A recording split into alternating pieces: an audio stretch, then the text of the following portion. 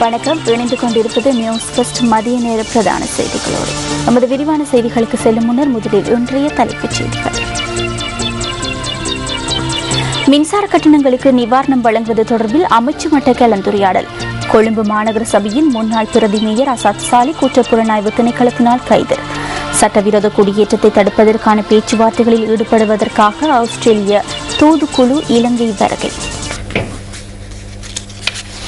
அவை எமது தலைப்புச் செய்திகள். இனி விரிவான செய்திகளில் முதலில் உள்நாட்டுச் செய்திகள். மின்சார கட்டண திருத்தம் தொடர்பில் ஜனாதிபதி மஹிந்த ராஜபக்ச அறிவித்த நிவாரண பரிந்துரையை நடைமுறைப்படுத்துவது குறித்து இன்று விசேட கலந்துரையாடல் ஒன்று நடைபெறவுள்ளது. மின்சக்தி அமைச்சு மட்டத்தில் இந்த கலந்துரையாடல் இடம்பெற உள்ளதாக தெரிவிக்கப்பட்டுள்ளது. இந்த விடயம் குறித்து மின்சக்தி அமைச்சின் மேலதிக நிதி முகாமியாளர் PK குலத்துங்கவிடம் வினவிய போது மின்சார கட்டண திருத்தம் தொடர்பில் பொது பயன்பாட்டு ஆணைக்குழுவினாலேயே தீர்மானங்கள் எடுக்கப்பட்டிருந்ததாக அவர் குறிப்பிட்டார். அமைச்சு மட்டத்தில் இன்று நடைபெறவுள்ள கலந்துரையாடலின் பின்னர் பொது பயன்பாட்டு ஆணைக்குழுவுடன் பேச்சுவார்த்தை நடத்துவதற்கான அவசியம் ஏற்படக்கூடும் என்றும் அவர் சுட்டிக்காட்டினார். ஜனாதிபதியினால் அறிவிக்கப்பட்ட நிவாரண பரிந்துரையை எவ்வாறு நடைமுறைப்படுத்துவது என்பது குறித்து இந்த கலந்துரையாடலின் போது கவனம் செலுத்த உள்ளதாகவும் மின்சக்தி அமைச்சின் மேலதிக நிதி முகாமியாளர் கூறினார். 0 - 60 அலகுகள் வரையான மின்சார பாவனைக்கான கட்டணங்கள் அதிகரிக்கப்பட மாட்டாது என்று நேற்று நடைபெற்ற மேதின கூட்டத்தில் உரையாற்றிய போது ஜனாதிபதி குறிப்பிட்டார். 180 அலகுகள் வரை மின்சாரத்தை பயன்படுத்துகின்றவர்களுக்கு குறிப்பிட்ட சதவீதத்தினால் மின்சார கட்டணத்தை குறைப்பதற்கு தீர்மானித்துள்ளதாக ஜனாதிபதி மஹிந்த ராஜபக்ச மேலும் தெரிவித்தார். கொழும்பு மாநகர சபையின் முன்னாள் பிரதி மேயர் அசாத் சாலி போலீசாரால் கைது செய்யப்பட்டுள்ளார்.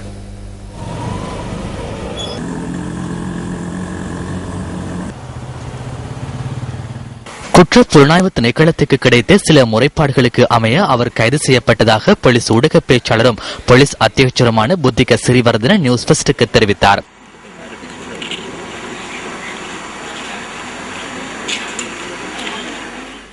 கொலன்னாவை பகுதியில் உள்ள வீடொன்றில் இருந்தபோது இன்று காலை அவர் கைது செய்யப்பட்டதை போலீஸ் ஊடக பேச்சாளர் உறுதி செய்தார். இன்று காலை 7:45 அளவில் அசாத் சாலி கைது செய்யப்பட்டதாக அங்கிருந்த எமது செய்தியாளர்கள் கூறினர். கொலனாவி காமினி மாவட்ட பகுதியில் உள்ள வீடொன்றில் இருந்தபோது வேனொன்றில் வந்த போலீஸ் உத்தியோகத்தர்கள் சிலரால் அவர் அழைத்துச் செல்லப்பட்டதாக சம்பவத்தை நேரில் கண்டவர்கள் குறிப்பிட்டனர். வருடத்தின் இதுவரையான காலப்பகுதிக்குள் டெங்கு காய்ச்சலால் பீடிக்கப்பட்ட 29 பேர் உயிரிழந்துள்ளதாக சுகாதார அமைச்சு தெரிவித்துள்ளது.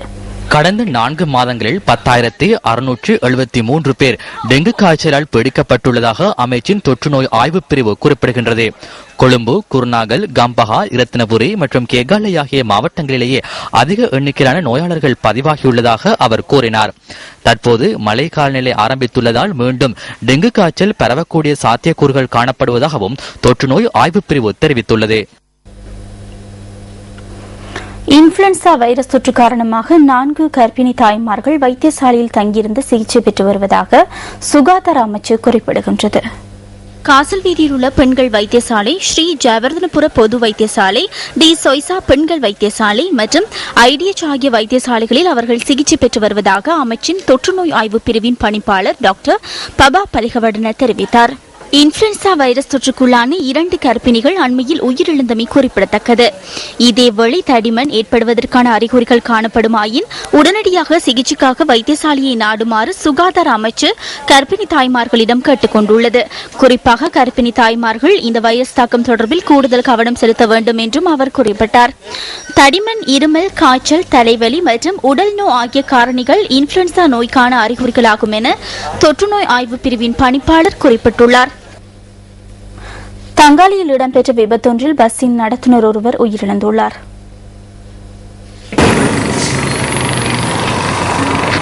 இன்று அதிகாலை 12:30 மணியளவில் இந்த விபத்து இடம்பெற்றுள்ளது. தங்காலை திச வீதியில் ஹேனக்கடுவ பகுதியில் பஸ் ஒன்றை பின்னோக்கி நகர்த்துகையில் பஸ்ஸினுள் இருந்த நடத்துனர் அருகில் இருந்த மின்சார கம்பத்தில் மோதி விபத்துக்குள்ளாகியுள்ளார். இதன்போது காயமடைந்த அவர் தங்காலை வைத்தியசாலையில் அனுமதிக்கப்பட்ட பின்னர் உயிரிழந்துள்ளார். 27 வயதான சமில் ரூபசிங்க என்பவரை இதன்போது உயிரிழந்துள்ளார். காயங்களுக்கு உள்ளான யானையொன்று தம்புள்ளை ஹபரணி வீதியில் திகம்பத்தன பகுதியில் அலைந்து திரிகின்றது. சுமார் 1 வார காலமாக இந்த நிலைமையை காண முடிவதாக பிரதேச மக்கள் தெரிவிக்கின்றனர்.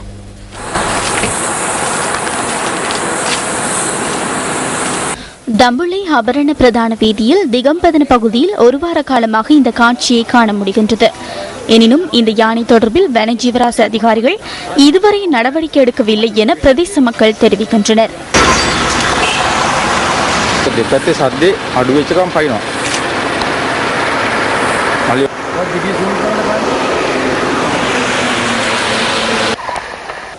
இதேவேளை அம்பாறை கோணகல கலப்பிட்டகல பிரதேசத்தில் நடமாடிய யானையொன்றை பிடிப்பதற்காக வனஜீவராசிகள் உத்தியோகத்தர்கள் தொடர்ந்து முயற்சி செய்தனர்.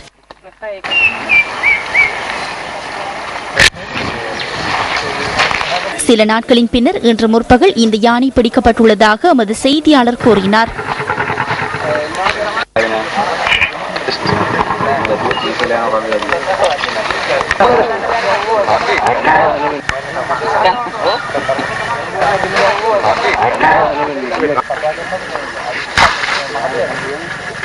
இதேவேளை யானை தாக்கியதில் கருவலகஸ்வ பிரதேசத்தில் ஒருவர் உயிரிழந்துள்ளார். உயிரிழந்தவரின் சடலத்தை நல்லடக்கம் செய்வதற்காக தம்போவ வனத்தில் இடம் ஒன்று தயார் செய்யப்பட்ட போதிலும் அதற்கு போலீசார் சந்தர்ப்பம் வழங்கவில்லை.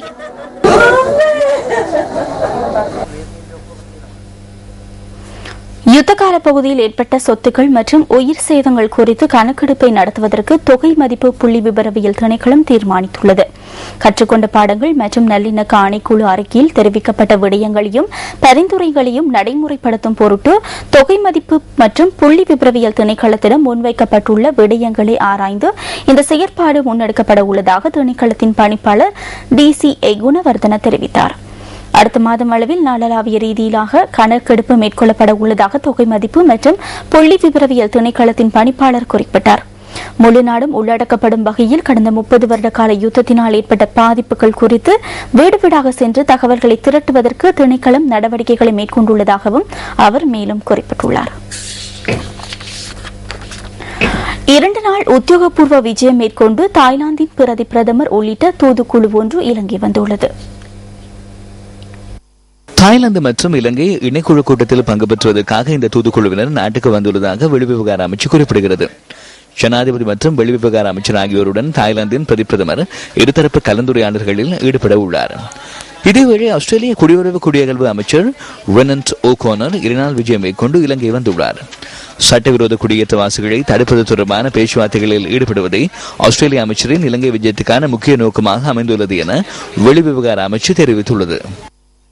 இது தவிர 2 நாள் உத்தியோகபூர்வ விஷயம் மேற்கொண்டு ஜப்பானின் பிரதமர் டாரோ அசோ உள்ளிட்ட பிரதிநிதிகள் குழுவும் நேற்றிரவு இலங்கை வந்தடைந்துள்ளது. இந்த பிரதிநிதிகள் ஜனாதிபதி மஹிந்த ராஜபக்சவை சந்தித்து கலந்துரையாட உள்ளதுடன் கொழும்பு துறைமுகத்தையும் பார்வையிட உள்ளதாக தெரிவிக்கப்பட்டுள்ளது. இம்முறை சிறுபோகத்திற்கான 50% செய்கை நடவடிக்கைகள் தற்போது ஆரம்பிக்கப்பட்டுள்ளதாக விவசாய அமைச்சு தெரிவிக்கின்றது. செய்கை நடவடிக்கைகளுக்கான நாடளாவிய ரீதியில் நீர் விநியோகம் ஆரம்பிக்கப்பட்டுள்ளதாக விவசாய அமைச்சின் செயலாளர் WA சகலசூரிய கூறினார். இம்முறை சிறுபோக செய்கையின் மூலம் சுமார் 15 லட்சம் மெட்ரிக் டன் நெல் அறுவடை செய்ய எதிர்பார்க்கப்படுகின்றது. எனினும் இம்முறை சிறுபோக செய்கையின் போது மேலதிக பயிர்கள் குறித்தும் கூடுதல் கவனம் செலுத்தப்படுவதாக விவசாய அமைச்சு குறிப்பிடுகின்றது. குறிப்பாக சோயா, அவரை செய்கையை ஊக்குவிப்பதற்கு நடவடிக்கை எடுக்கப்பட்டுள்ளதுடன் இந்த போகத்தில் சுமார் 50,000 மெட்ரிக் டன் அறுவடை எதிர்பார்க்கப்படுவதாகவும் அமைச்சின் செயலாளர் தெரிவித்தார். சோயா, அவரைக்கு இலங்கையில் வருடாந்தம் சுமார் 1,50,000 மெட்ரிக் டன் கேள்வி நிலவுகின்றது. இந்த கேள்வியில் சுமார் 10,000 மெட்ரிக் டன் வரையிலேயே நாட்டில் இதுவரை உற்பத்தி செய்யப்பட்டுள்ளது. உற்பத்தி அளவை அதிகரிப்பதற்காக 25,000 ஏக்கரில் சோயா, அவரை செய்கைக்கு என இலவசமாக விதைகள் பகிர்ந்தளிக்கப்பட உள்ளதாகவும் அமைச்சின் செயலாளர் மேலும் குறிப்பிட்டுள்ளார்.